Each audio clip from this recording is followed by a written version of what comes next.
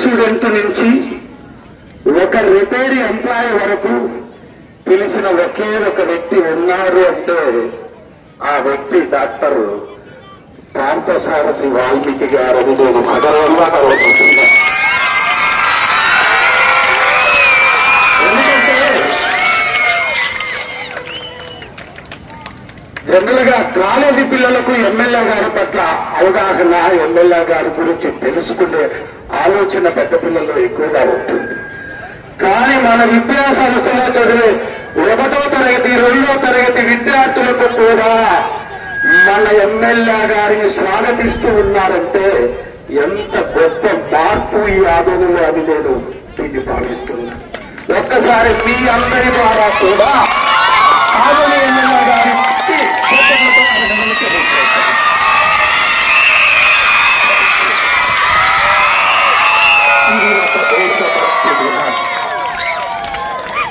ఒక దేశం మరో దేశం మీద పోరాటం చేసి గెలిచిన దినం జూలై 26వ తారీఖు. పాకిస్తానీ వాసులు భారతదేశంలో ఉండే కార్గిల్ ప్రాంతాన్ని ఆక్రమించడానికి వచ్చినప్పుడు మన భారత సైనికులు తిప్పికొట్టి విజయం సాధించిన రోజే జూలై 26. దానినే కార్గిల్ విజయ దివాసగా భారతదేశ ప్రభుత్వం ప్రకటించబడినది. ఆ యుద్ధంలో విజయాన్ని సాధించిన భారత పౌరులందరికీ, సైనికులందరికీ ఒక్కసారి చప్పట్లతో అభినందించారు.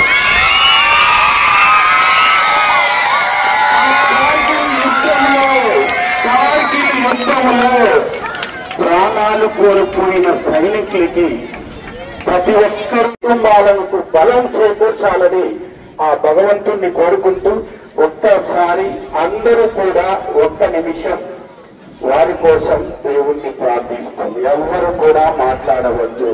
Okay, start.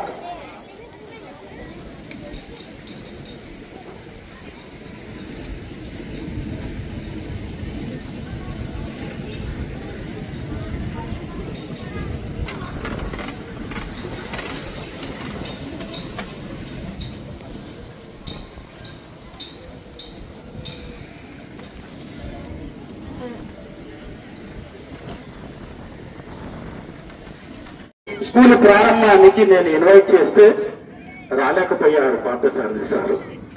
వైజాగ్ లో ప్రోగ్రాం వల్ల రాలేకపోయారు. ప్రోగ్రాము అయిపోయిన తర్వాత ఆదానికి వచ్చి అన్న మీ ప్రోగ్రాంకు రాలేకపోయినాను, మరొక రోజు లేదా ఈ వారంలో ఏదో ఒక రోజు మీ స్కూల్కి నేను వచ్చి చూసి మీ పిల్లల్ని పలకరించిపోతాను అని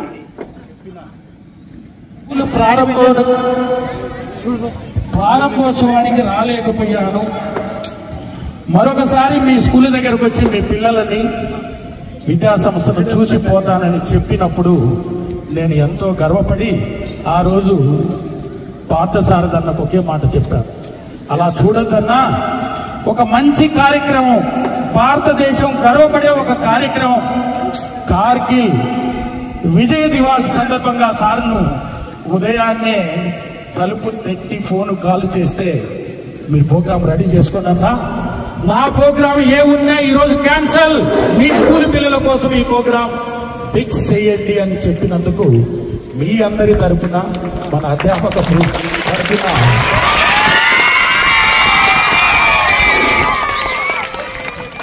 ప్రత్యేకమైన ధన్యవాదాలు తెలియజేస్తున్నాను సార్. ఎందుకంటే అన్నగారికి ఒకటే మాట అంటాడు, రాజకీయాలు వేరు, సమాజ అభివృద్ధి వేరు అని అంటాడు. ఎలక్షన్ అయిపోయిన తర్వాత రాజకీయాలు చేయకూడదు, మనల్ని నమ్ముకొని ఎవరైతే ఈ పొజిషన్ లో నిలబడిండ్రో అలాంటి పౌరుల గురించి ఆలోచించాలని ఒకే వ్యక్తి నేను సమాజంలో చూశాను. ఆ వ్యక్తి డాక్టర్ పార్థసారథి గారిని గర్వంగా నేను చెబుతున్నా. మరొకసారి ఈ సభాముఖంగా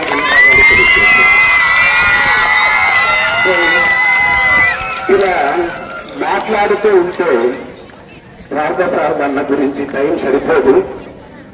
అన్నగారికి కొన్ని ప్రోగ్రామ్స్ ఉంటాయి కాబట్టి ఆ ప్రోగ్రామ్స్ మిస్ కాకూడదు. కాబట్టి మరొకసారి ఈ సమావేశానికి వచ్చిన పార్థసారథి అన్నకు ధన్యవాదాలు తెలియజేస్తున్నా.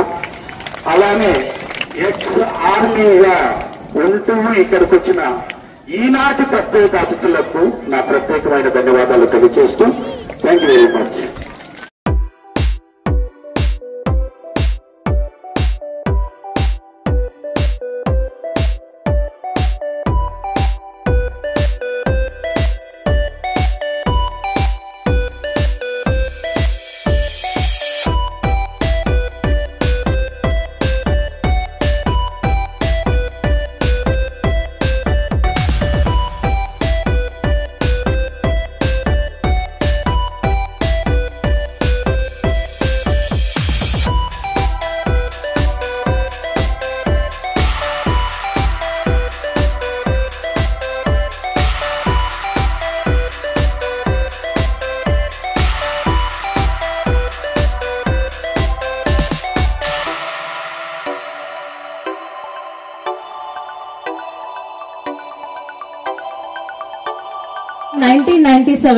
At Government Dental College, Hyderabad. He is also a Managing Director of Partha Dental Clinic India Private Limited, Partha Cosmetology Private Limited, and Independent Director of Bharat Electronic Limited. With a strong vision for Adoni for development, he is committed to improving infrastructure, healthcare, education, employment opportunities for the people for his constituency. Sir, really we are very happy to have you here. I request you to please come on to the stage and address our children today. Roots Global School Director Garu Sri Keshavanarayan Reddy Gariki, alage Peddalu Gauravaniyulu Chennappa Reddy Gariki, hello to you. చాలా సంతోషం మిమ్మల్ని అందరినీ చూడడం.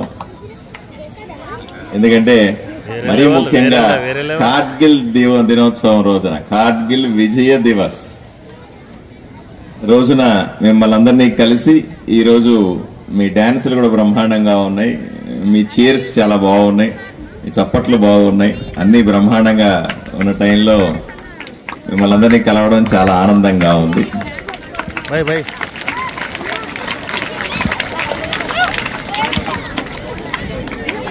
పిల్లలు, రెండే విషయాలు మీకు చెబుతాను. ఒక్క నిమిషం నేను చెప్పేది వినాలి, ఎవరు మీలో మీరు మాట్లాడుకోకూడదు. రైట్? కార్గిల్ విజయ దివస్, కార్గిల్ యుద్ధం. కార్గిల్ యుద్ధం ఎప్పుడు జరిగింది? 1999లో జరిగింది. ఎందుకు జరిగింది? ఎందుకు ఈ రోజును జరుపుకోవాలి మనం?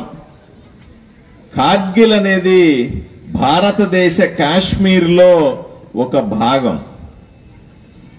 ఆ భాగం అత్యంత కీలకమైనది. అక్కడికి మన కాశ్మీర్ పక్కనే ఏ దేశం ఉంటది? పాకిస్తాన్ ఉంటది. పాకిస్తాన్ దుర్బుద్ధి ఉంటది, ఎప్పుడు కూడా తోడేలులాగా ఆలోచన చేస్తుంది.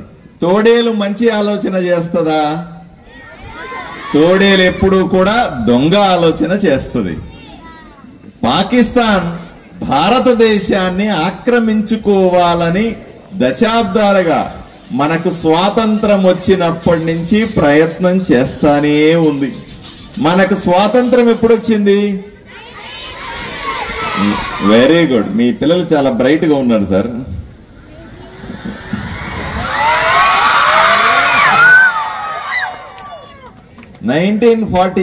లో మనకు ఇండిపెండెన్స్ వచ్చింది.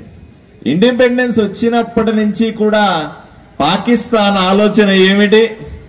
భారతదేశం మీద దండెత్తాలి, భారతదేశాన్ని ఆక్రమించుకోవాలి, భారతీయులను ఇబ్బంది పెట్టాలా అని.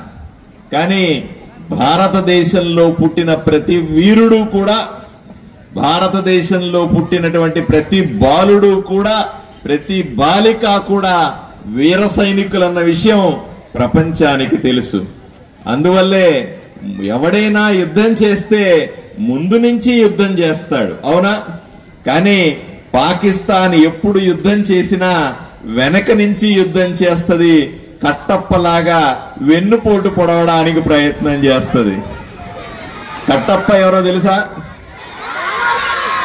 ఏం చేశాడు కట్టప్ప? బాహుబలిని ముందు నుంచి పొడిచాడా, వెనక నుంచి పొడిచాడా? పాకిస్తాన్ ఎవరు? కట్టప్ప. కట్టప్పలాగా ఇండియాని వెనక నుంచి పొడవాలని ప్రయత్నం చేసింది. ఎక్కడ ప్రయత్నం చేసింది? కార్గిల్లో ప్రయత్నం చేసింది. మరి బాహుబలి ఊరుకుంటాడా? భారతదేశంలో ఉన్నటువంటి 130 మంది ప్రజలు ప్రతి ఒక్కరూ ఒక బాహుబలి అవునా కాదా అని మిమ్మల్ని అడుగుతా ఉన్నా. మీరు కూడా బాహుబలే, అమ్మాయిలు కూడా లేడీ బాహుబలులే. ఎవ్వరు తగ్గేది లేదు, ఎవ్వరు తీసేది లేదు.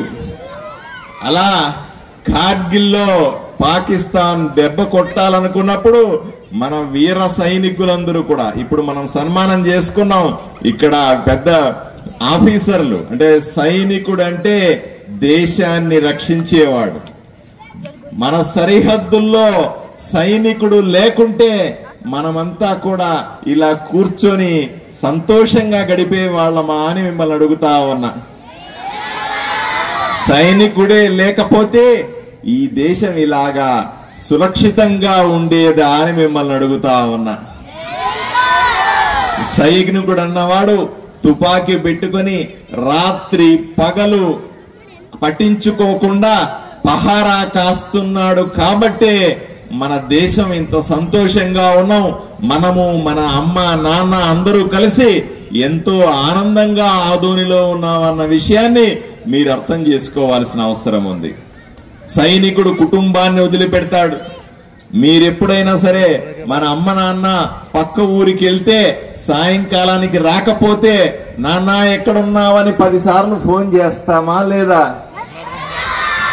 చేస్తాం. మరి సైనికుడు అన్నవాడు ఎక్కడో ఊర్లో కుటుంబాన్ని వదిలిపెట్టి మీలాంటి చిన్న పిల్లల్ని వదిలిపెట్టి సరిహద్దుకు 1000 కిలోమీటర్లు పోయి మన కోసం తుపాకీ పట్టుకొని మన కోసం దేశాన్ని పహారా కాస్తుంటే వాళ్ళ పిల్లలు కానీ వాళ్ళ భార్య బిడ్డలు కానీ వాళ్ళ తల్లిదండ్రులు కానీ ఎంత ఇబ్బంది పడతారో మీరు ఒక్కసారి ఆలోచన చేయాల్సిన అవసరం ఉంది.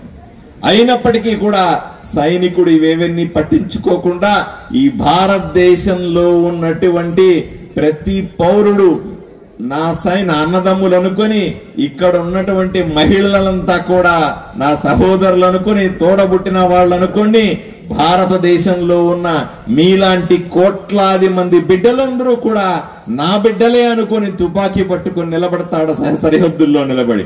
వాళ్ళకు సెల్యూట్ కొట్టాల్సిన అవసరం ఉందా లేదా అని మిమ్మల్ని అడుగుతా ఉన్నా. ఒక్కసారి ఆ వీర సైనికుల కోసం మీరు ఒక్కసారి లేచి సెల్యూట్ కొట్టాల్సిందిగా మిమ్మల్ని కోరుతా ఉన్నా. మనమందరూ కూడా ఇక్కడ నిలబడినటువంటి వీర సైనికులకు సెల్యూట్ కొడితే వాళ్లకు కొట్టినట్టే అని నేను కోరుకుంటా ఉన్నా. సైనికుల్ని ఇక్కడికి రావాల్సిందిగా కోరుకుంటా ఉన్నా. రండి సార్, మీకు సెల్యూట్ కొడితే భారతదేశంలో ఉన్నటువంటి 2 లక్షల మంది సైనికులకి సెల్యూట్ కొట్టినట్టే అని భావిస్తూ అందరూ కూడా పెద్దలందరూ జాగ్రత్తగా రండి సార్. పెద్దలందరినీ కూడా ఆలోచన చేసుకోవాలి. ఎందుకంటే మీలో కొంతమంది మహిళలు కానీ, మీలో కొంతమంది ఆడబిడ్డలు కానీ, మగబిడ్డలు కానీ అందరూ భవిష్యత్తులో సైనికులు అవ్వబోతా ఉన్నాం. ఈ దేశాన్ని కాపాడబోతున్నామని సంకేతంగా ఈ రోజు ఈ సైనికులకందరికీ కూడా ఒక సెల్యూట్ చేయాల్సిందిగా నేను కోరుకుంటా ఉన్నాను. సెల్యూట్.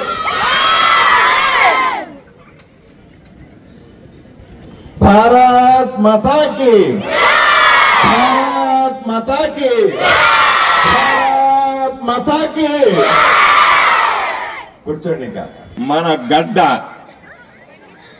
ఈ భారతదేశాన్ని కాపాడుకోవడం మన అవసరం.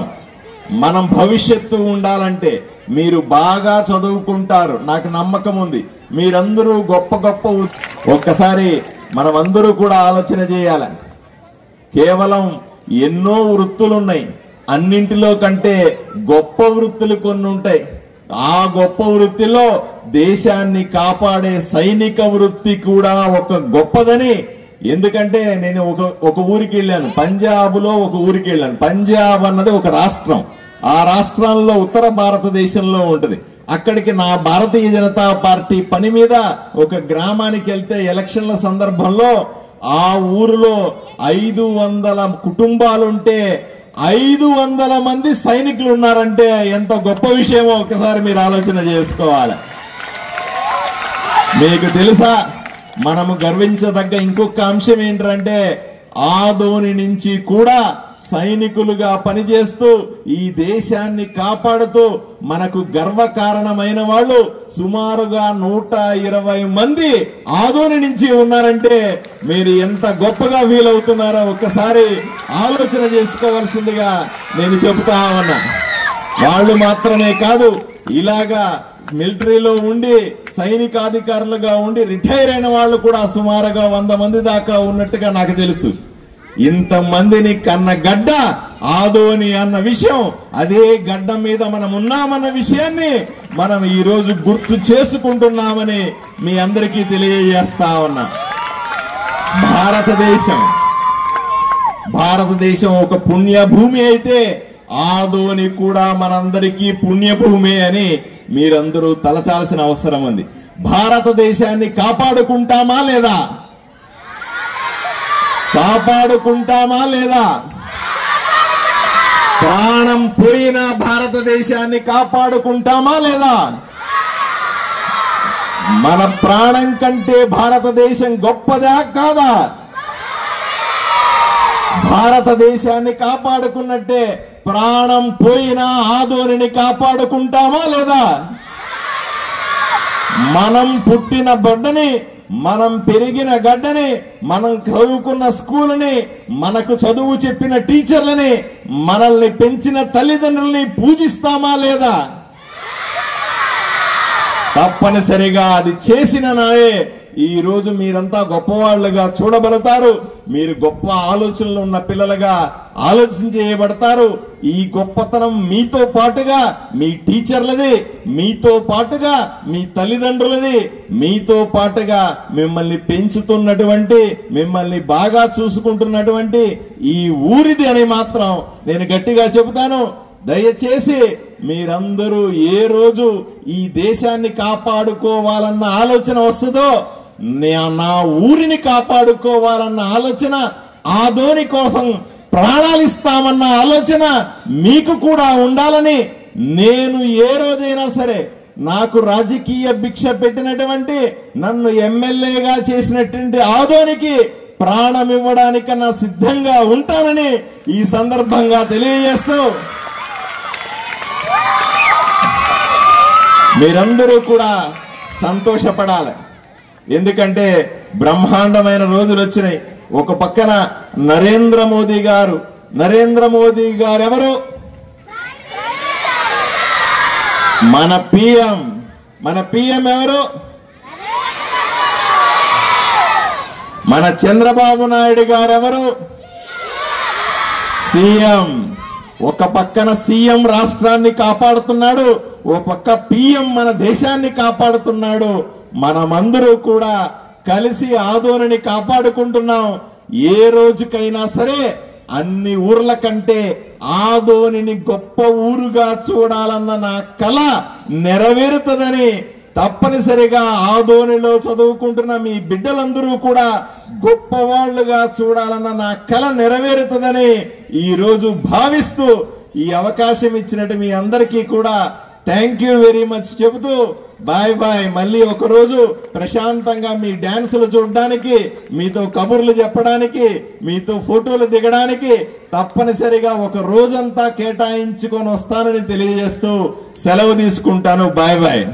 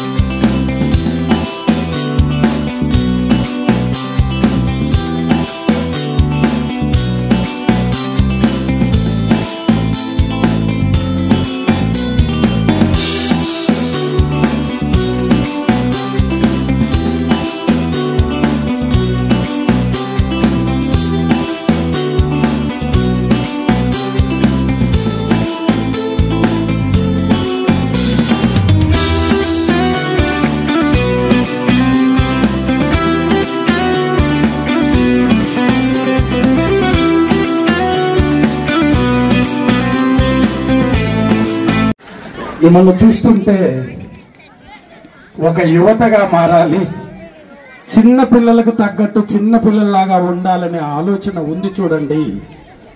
అన్నగారికి ఒక్కసారి చప్పట్లతో అభినందిద్దాం. అన్నకు సమయం లేదు, ఎన్నో ప్రోగ్రామ్స్ ఉంటాయి. 50 మంది పిల్లలు విన్నర్స్ రన్నర్స్ ఉన్నారు సార్ కార్గిల్ దివాస్ సందర్భంగా. వారందరికీ మీరు ఫోటో ఇవ్వాలి. ఆ ఫోటో ప్రతి తల్లిదండ్రుల ఇంట్లో ఉండాలి అని అడిగితే తప్పకుండా చేస్తామని అన్నందుకు మరొకసారి ధన్యవాదాలు తెలియజేస్తున్నాం. ఇక్కడ తల్లిదండ్రుల అందరి తరపున, మీ అందరి తరపున, 3 గాళ్ళు ఉండే ఆటోలో అందరి తరపున అన్నను అడిగే ఒకే ఒక విన్నపం, మనకు స్కూల్కి రహదారి బాగుందా? రహదారి బాగుందా? ఆ రహదారికి ఎమ్మెల్యే దారి చూపిస్తాడని నేను ఈ సభాముఖంగా తెలియజేస్తూ మరొకసారి అందరి తరపున విన్నపాన్ని ఇవ్వదలుచుకున్నా sir. Thank you very much. Boys and girls ఒకసారి ఎంతమంది 10th క్లాస్లో ఉన్నారు చేయొద్దండి. 8th వరకు కాలేజీలో ఉన్నారా? 8th క్లాస్ ఎంతమంది ఉన్నారు చేయొద్దండి. 7th class right. మీ స్కూల్కి తప్పనిసరిగా రోడ్ వేయిస్తా. ఓకే, కానీ ఒక కండిషన్ ఉంది. మీకు నేను రోడ్ ఇస్తా కదా, మరి నేను చెప్పింది చేయాలిగా. చేస్తారా? చేస్తారా? చేస్తారా? రైట్. మీరు మీ క్లాసుల్లో 5th class 5th class, 6th class 6th class, 7th class 7th class అందరూ కూడా డిస్టింక్షన్ తెచ్చుకోవాలి. డిస్టింక్షన్ అంటే తెలుసా మీకు? తెలీదా? పోన్లే.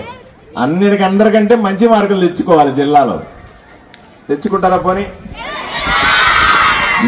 మీరు తెచ్చుకునే మార్కులను బట్టి మీకు రోడ్డు వెంటనే ఇస్తా. మీరు తొందరగా ఈ సంవత్సరమే తెచ్చుకున్నారనుకోండి, ఈ సంవత్సరమే రోడ్డు వేస్తా. తెచ్చుకుంటారా?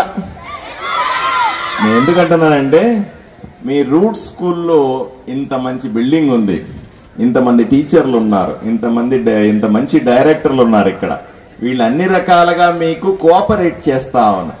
ఇక మిగిలిందంతా కూడా మీరు చదువుకోవడం మాత్రమే. ఎందుకంటే మీ తల్లిదండ్రులందరూ కూడా ఎంతో ఫీజులు కట్టి, అది కట్టి, ఇది కట్టి మీకు ఈ స్కూలుకు పంపించి ఇక్కడ మీకు అన్ని రకాల సదుపాయాలు ఇచ్చి బ్రహ్మాండంగా చదివిస్తా ఉన్నారు. కాబట్టి మీరు అన్ని క్లాసుల్లో కూడా జిల్లా వ్యాప్తంగా చూసుకుంటే మంచి మార్కులు తెచ్చుకుంటే ఈ ఊరికి గౌరవం, మీ స్కూలుకి గౌరవం, మీ డైరెక్టర్లకు గౌరవం, నాకు కూడా మంచి గౌరవం.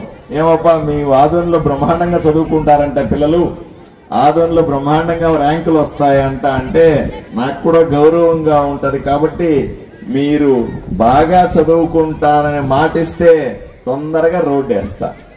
ఏం చెప్తారు మీరు? చదువుకుంటారా? చదువుకుంటారా? చదువుకుంటారా? ఆ వెనకాల చదువుకోను అని చెప్తున్నారు. వాళ్ళు కదలట్లే మెదలట్లేదు. అక్కడ కూడా కదలండి. చదువుకుంటారా? వాళ్ళు చెయ్యెత్తట్లేదు అంటే చదువుకోరు అని అర్థం. వాళ్ళు చదువు అంటే ఇష్టం లేదు. అక్కడ కూడా అమ్మాయిలు చదువు అంటే ఇష్టం లేదు. చదువుకుంటారా? మళ్ళీ వాళ్ళు చెయ్యెత్తలేదు.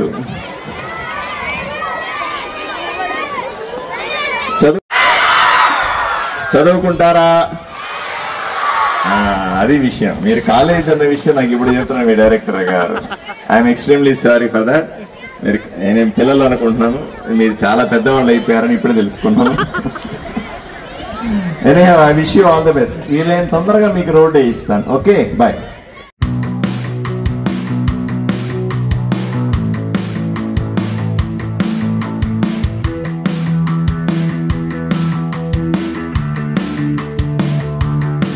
ఆర్టీ డెంటల్ క్లినిక్ గత 25 సంవత్సరాల నుండి దంత వైద్య రంగంలో అపార అనుభవం గడించిన డాక్టర్ ఏ రాజ్ కుమార్ రెడ్డి గారు PDS డెంటల్ సర్జన్ గారి ఆధ్వర్యంలో ఆర్కే దంత వైద్యశాల నందు అత్యాధునిక పరికరాలతో అత్యుత్తమమైన వైద్య సేవలు అందించబడుచున్నవి.